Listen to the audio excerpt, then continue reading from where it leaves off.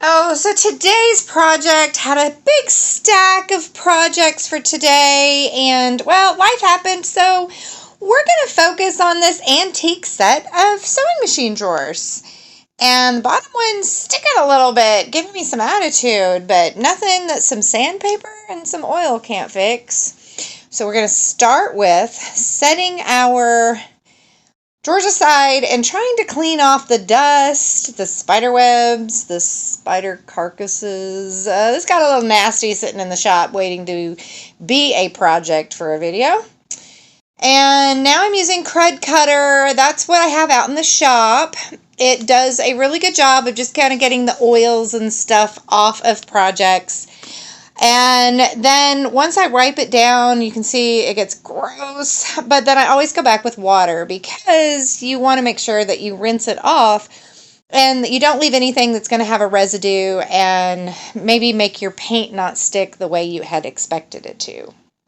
Possible some of this ick is actually the old stain kind of coming off. Well, so we're going to make this a freestanding set of organizing drawers, but it's going to look a little weird just being a skeleton there with some drawers in it. So we're going to make a top using a piece of very thin plywood or Luan, and I'm just going to draw around the top here and see how big I need to cut it. Obviously, this piece of wood was something that I used when I was painting something else. But anyway, we're going to run over to the table saw, cut the sides, and then I'm going to make those round corners on my bandsaw. Didn't film any of that. If you're interested in power tool stuff, let me know.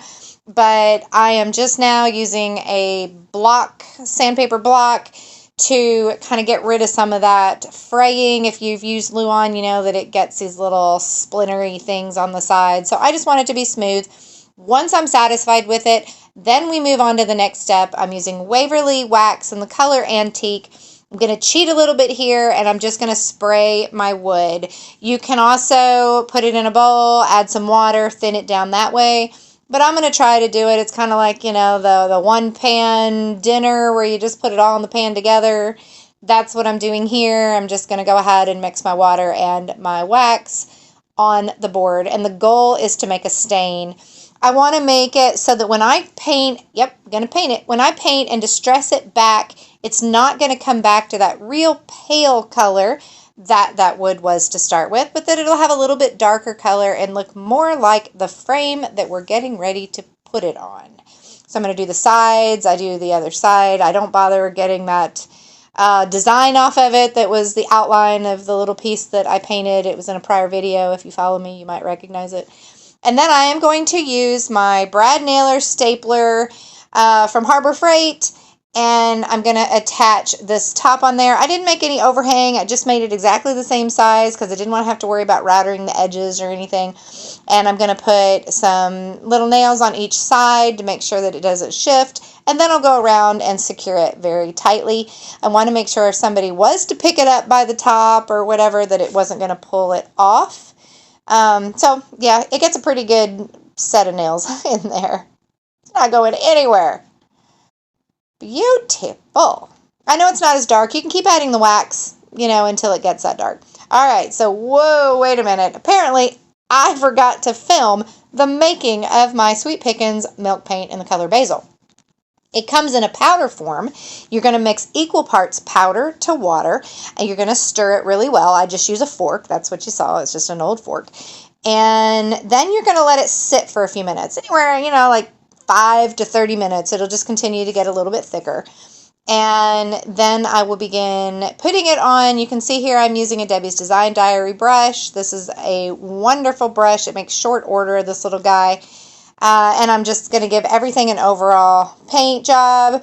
It is a little bit hard, you know, as I'm doing this, I'm thinking about how nice it would be to have sprayed this so that I wasn't having to put my hand down inside. But I do one side and then the other and give everything a good coat of my beautiful green. I think this green is such an amazing, wonderful vintage color. Here it is with one coat, all completely covered. And we're going to let that dry all the way.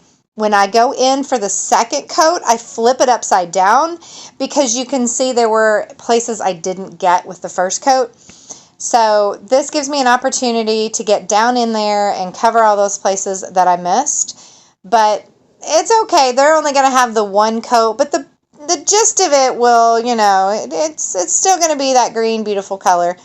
And once it is completely dry, I come in, you see me coming in with sandpaper, you know what I'm going to do. If you have used Sweet Pickins milk paint, you know when you sand it with like a 220 or 240, it gets buttery smooth. But I'm going to go even farther than that, and I am going to sand this and distress it because I want it to really have that nice worn look so that it looks, well, what it is. It's old, and I want it to look that way. I don't want it to look like I just took something brand new and painted it. I want it to look like it's always been this color. I want it to look like it's always been a desk organizer and not that it was something hooked to the bottom of a beautiful antique sewing machine. I do want to say no sewing machines were injured in the making of this product. I bought these already removed from the sewing machine and have no idea where it went.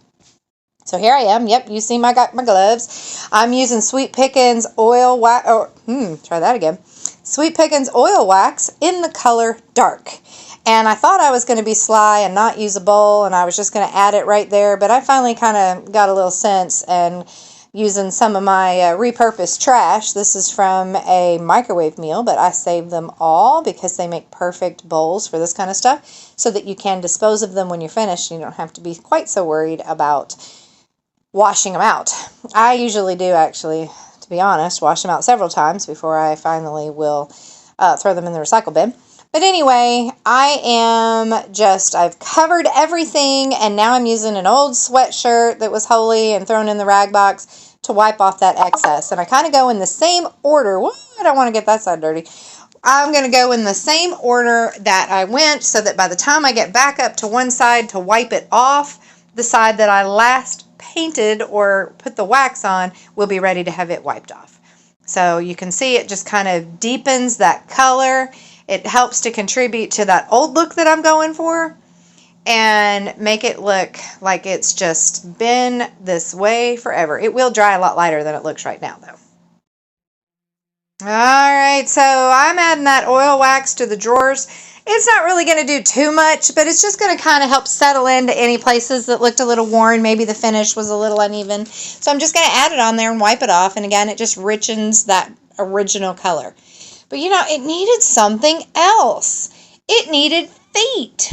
So I thought about going through my spindle stash and finding some little feet that I could cut. But then I was worried I wouldn't cut them even and they'd all be hard and it'd be wobbly. So instead I'm using these little wood knobs. They were from my stash, took them off of something else and added something different to that. It was a little yellow cabinet. There's probably a picture somewhere back in I think I actually even did a video if you find a little yellow cabinet with like the library catalog type drawer pulls. That's what I replaced it with. But anyway, we're going to use these. And I'm using these little screws. They probably have some kind of name that I just can't think of right now.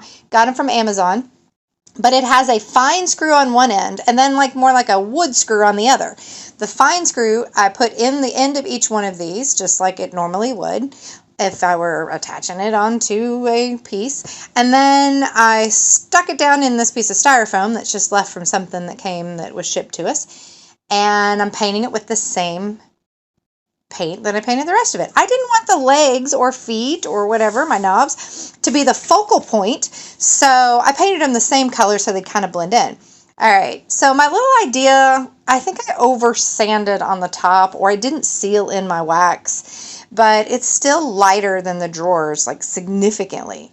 So I'm using this ink pad for its walnut stain is the color, the distressed ink.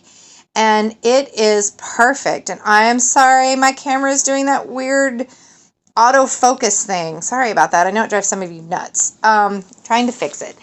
But it really, really made a difference. It looks so much better. And the light is reflecting off of it right now. So it does still look lighter than it was. But it did help fix that little paleness around the edges. So now we're going to put our feet on here. So again, I put those little screws in there. I also ended up you know, like I'm trying to pick the styrofoam out of it, making sure it's not going to poke all the way through. And yeah, so reality, I went out to the shop and drilled holes because I realized that I'm not just going to be able to screw those in there. So I did use my drill bit and put some holes in there. Also, meanwhile, I added the dark wax to these so that they would blend in. And I think this is beautiful. Oh my gosh, do you guys like it? I really do. Make sure you subscribe and click the notification bell so you'll be notified when we upload new videos, because that stack of projects, it's still waiting and it will be done. Thank you guys.